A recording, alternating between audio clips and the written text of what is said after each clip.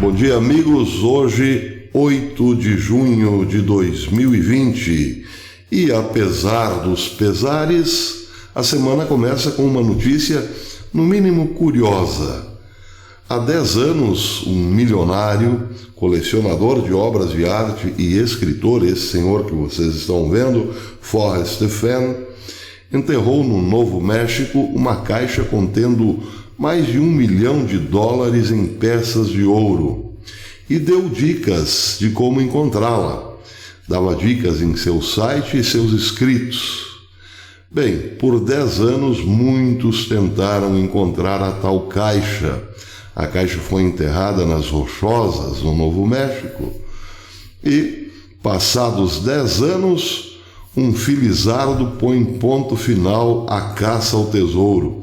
Nesses 10 anos, diz Fenn, mais de 350 mil pessoas dedicaram-se a encontrar a tal caixa. Ontem acabou o mistério. Fenn recebeu em sua casa esta foto, a foto da caixa, e provava, portanto, que alguém a havia encontrado. O felizardo quer manter-se anônimo, mas já sabe o que fará com o tesouro. Ele recebeu dicas do próprio Fenn de como vendê-lo.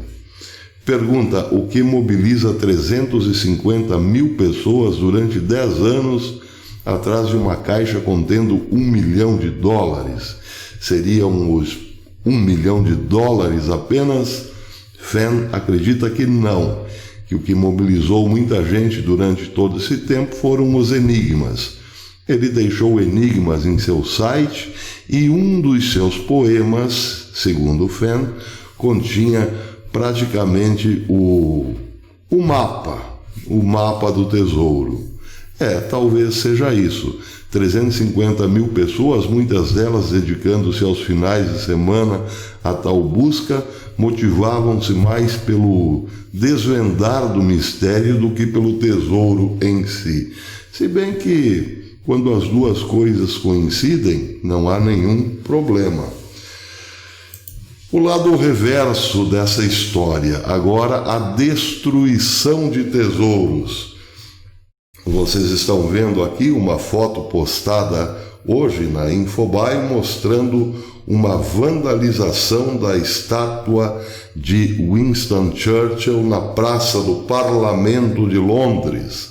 A matéria diz que foi durante a mobilização contra o racismo e em memória de George Floyd. Vandalizaram a Churchill em nome da luta contra o racismo. Bem, a estátua não é praticamente um tesouro, mas o que ela significa, sim. Significa justamente a história da luta contra a tirania, contra o racismo, porque Churchill foi um dos principais responsáveis pela organização da aliança que tirou Hitler do poder, ou melhor, que venceu os nazistas. Churchill comandou o Reino Unido durante a Segunda Guerra e colocou nos ombros dos aliados, colocou sob o controle dos aliados uma ordem específica: acabar com a tirania, acabar com o tirano, destronar o tirano para que o mundo voltasse a ser livre. E ontem pagou um preço muito caro em nome da liberdade. Sua estátua foi vandalizada. Claro, ele particularmente não sofreu nada porque há muito já está no outro lado da história. Acontece que aqui a história também é escrita com monumentos. E o que tem feito esse pessoal organizado, agindo em nome da liberdade? Destruir a nossa escrita, destruir a nossa história, a história ocidental, a história da vitória sobre a tirania. Os monumentos são palavras que informarão aos homens do futuro o que aconteceu na nossa época.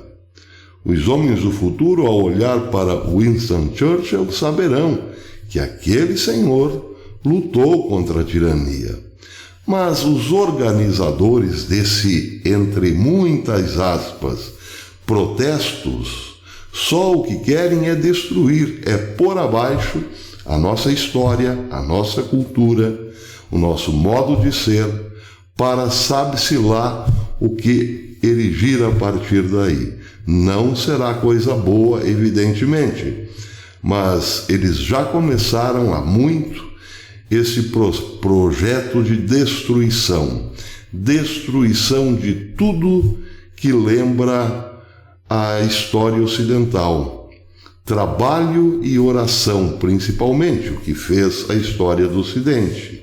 A fé e o trabalho transformaram a duras penas a Europa bárbara na Europa civilizada, e esta hoje dá as costas a tudo isso. Cumpre projetos anti-civilizatórios, porque, claro, nem todos são agraciados do mesmo modo pelas benesses do capitalismo. Mas, como disse Jesus na Bíblia, pobres sempre havereis. E é aí que surge toda a insatisfação da esquerda contra a realidade. A esquerda tem o propósito de transformar esta terra num paraíso. Mas ela sabe que isso é impossível. É aquela história do burrinho caminhando em direção à cenoura, sem jamais chegar. Ele dá um passo à frente na direção da cenoura e a cenoura também dá um passo à frente. Portanto, jamais se encontram. Mas o apelo para um mundo onde todos sejam iguais, esse sim é o que importa. Já dizia um escritor comunista que o comunismo não é chegar a algum lugar, é caminhar. É isso. Vender a ideia de que podemos transformar este mundo num paraíso é o que importa, porque muitos comprarão essa ideia e farão de tudo para alcançá-la. Pois foi assim em todos os lugares onde o comunismo se assentou. Este tudo é destruir os que pensam diferente.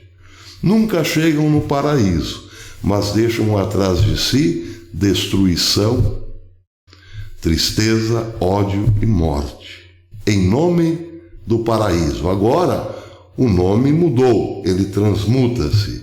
É em busca da liberdade, ou a favor da democracia, ou contra o racismo. Não importa, dá no mesmo. Tudo que é feito na base da violência tem isso na origem. Essa estúpida ideia de que a Terra pode ser um paraíso. Não pode. Isso aqui é um vale de lágrimas. O que pode é melhorarmos um pouquinho as condições do próximo. Mas disso ninguém quer saber muito.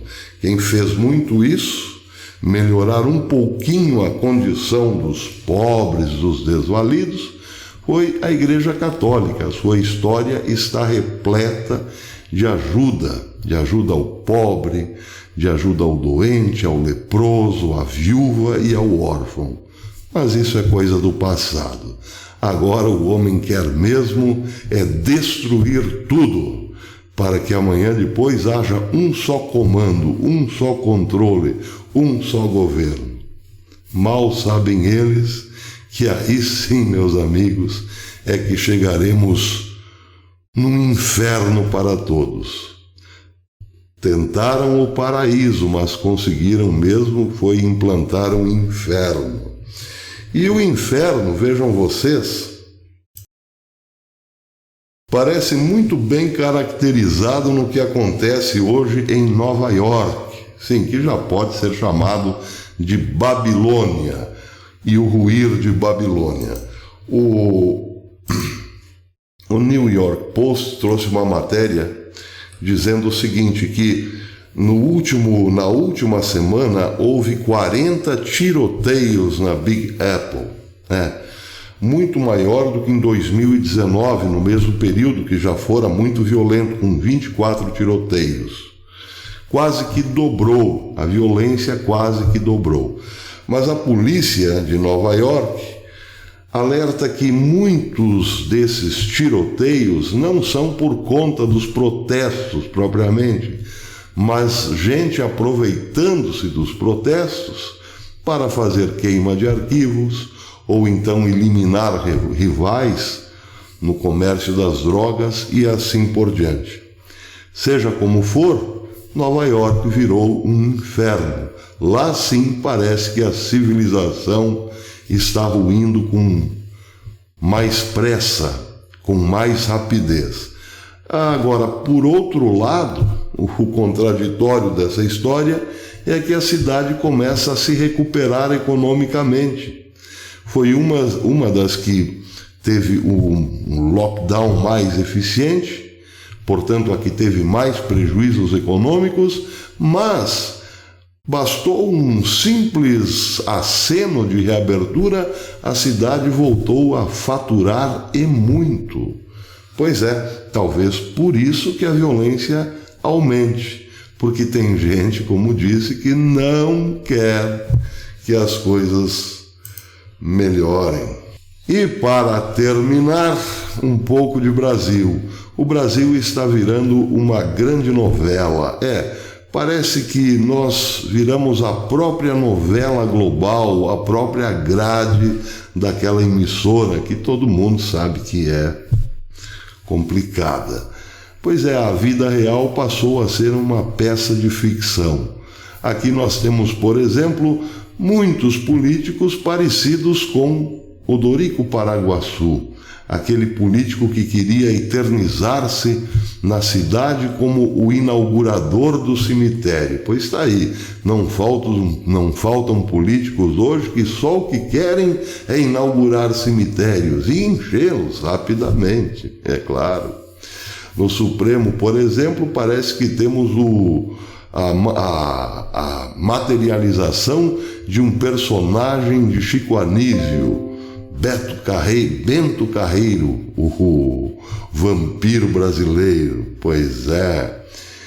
E agora Maria de Fátima também parece que saiu da ficção para a vida real. Quem não lembra, Maria de Fátima, personagem interpretada por Glória Pires, a vilã, ou então a anti-heroína, que fazia de tudo para atingir os seus objetivos, puxando o tapete, dando facadas pelas costas, mentindo, enganando e assim por diante.